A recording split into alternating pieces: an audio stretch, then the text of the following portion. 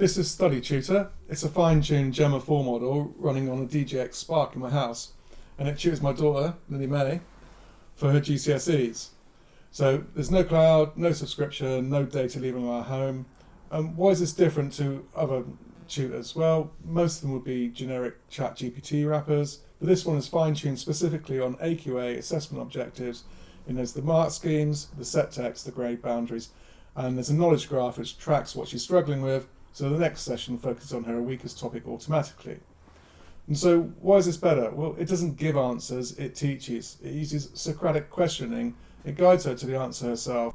Hey Reachy, let's start a new study session about Arthur Burling from Inspector Calls. Lovely to have you here. Let's start with this. When Burling says a man has to mind his own business and look after himself, what does that show about his attitude to society?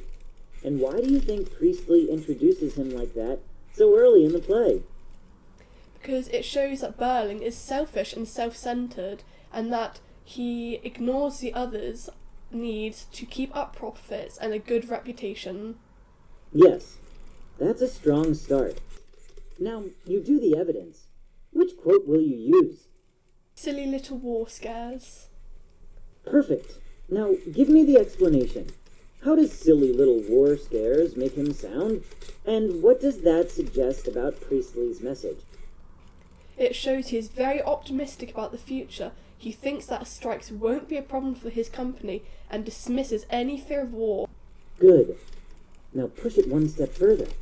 If he dismisses war and strikes so casually, what does that reveal about his judgment and how the audience is meant to see his authority? It shows he's very short-sighted. Yes, exactly. A strong version would be, it shows Burling is short-sighted and overconfident, so the audience sees his authority as unreliable. A one peculiar point, evidence and explanation together into one polished paragraph for you? Can you do that for me, Reachy?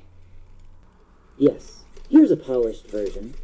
Priestley presents Arthur Burling as foolish and short-sighted through his dismissive remark about silly little war scares, using dramatic irony to undermine his authority. Burling confidently speaks as if he understands the future, but the audience knows that the First World War does happen, which immediately makes him seem arrogant and unreliable. Thank you, Reachy. Let's end this study session here. Of course, you did really well there, especially building your idea from foolish into a proper paragraph. Nice bit of revision today.